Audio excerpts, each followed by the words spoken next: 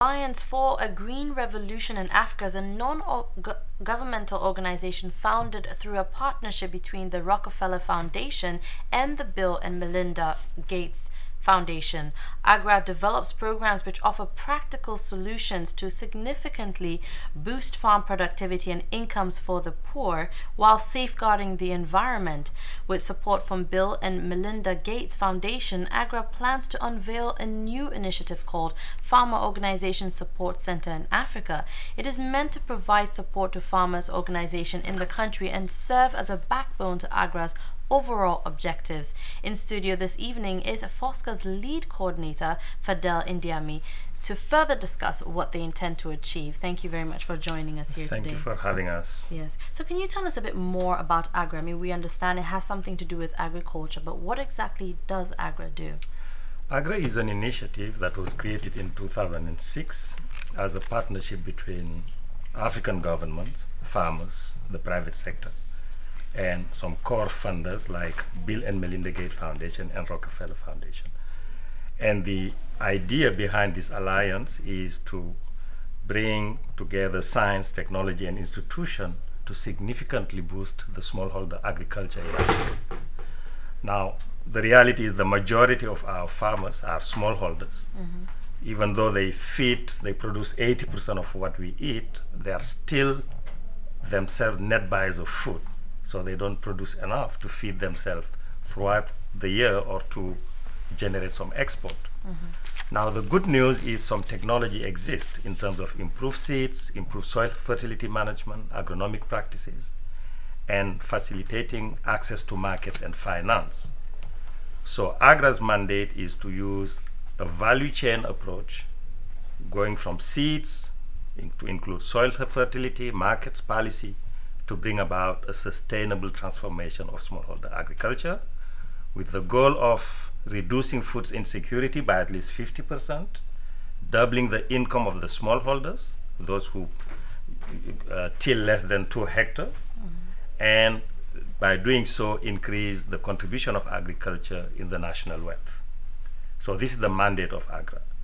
Now, AGRA has a number of programs that include seeds, soil fertility, market policy, and the most recent initiative is more focused on working with farmers and their organization to enable them to work together so that they can access in affordable ways. Is that FOSCA? The FOSCA. Okay, we're going to get back to right. that definitely later on, but how does AGRA finance? I mean, everything you've mentioned is a lot of money involved in that. How does AGRA finance these farmers and also sustain them?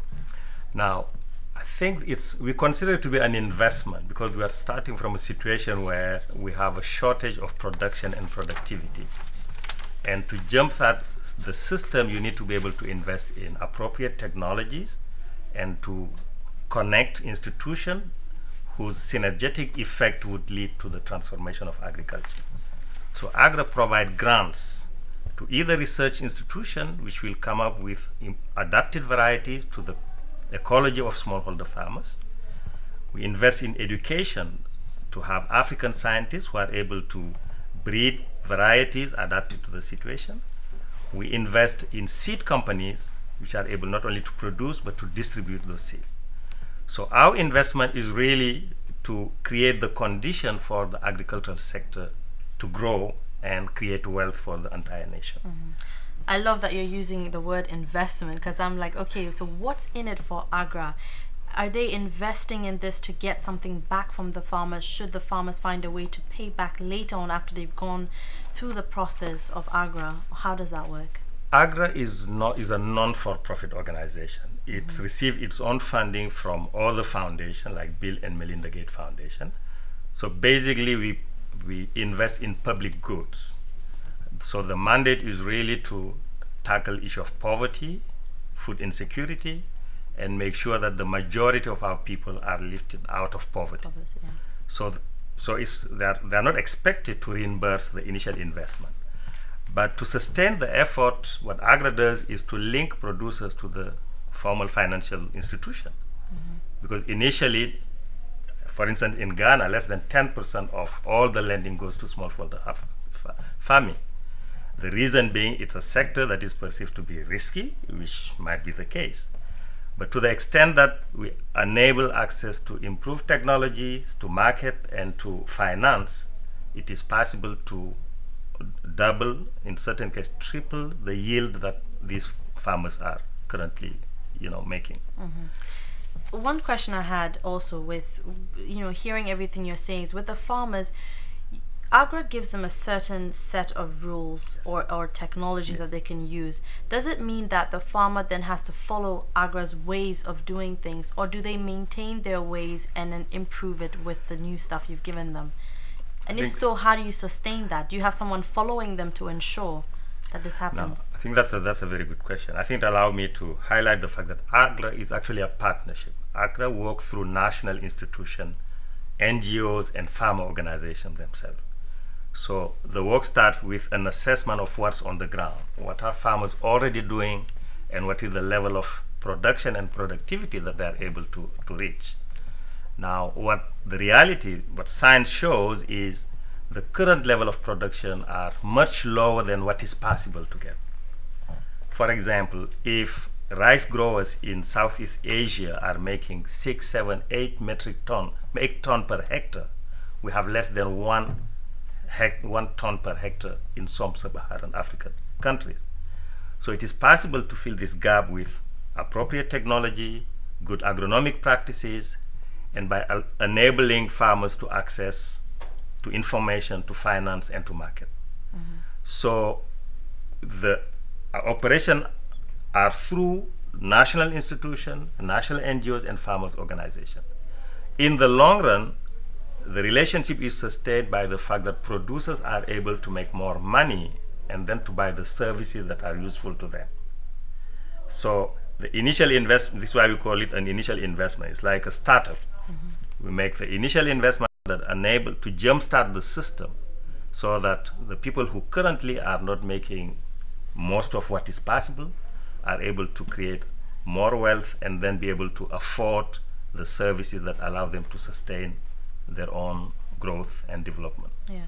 Right now, currently, I like to work with examples. One of our biggest issues is rice. There's a lot of rice getting imported, yes, and local rice is expensive to buy, so generally we don't buy our own local. Yes. What's being done specifically with the rice growers? I think that's a good example. In Ghana, AGRA is in partnership with the governor of Ghana, identify a number of regions in Ghana which have the potential to produce more rice.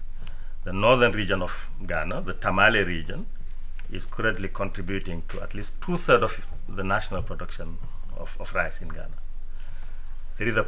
AGRA is working through what we call a breadbasket strategy, which means pulling together a number of critical investment, not only from AGRA and the government, but also from the private sector and other donors, to make sure that the potential of this region is tapped so that farmers can double or triple the yield that they're currently making.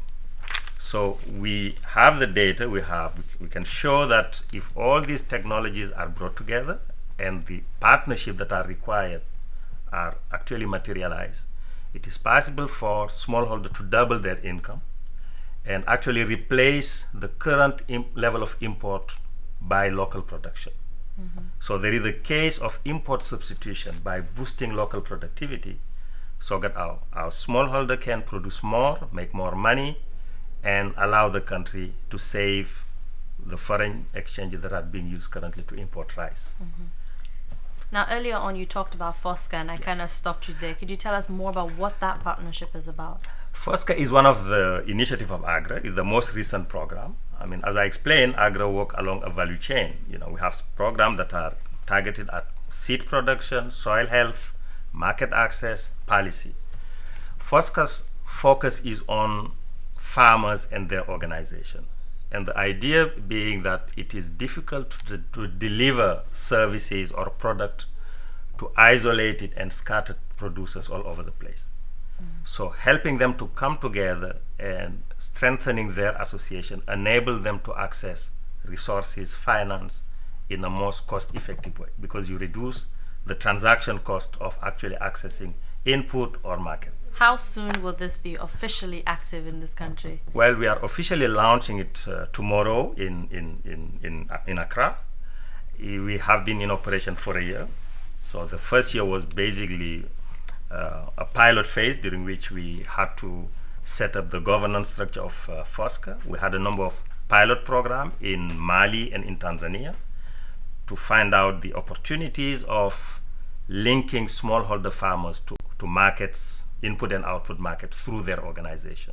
Did you find these opportunities? They exist, and I'm happy to report that today we had a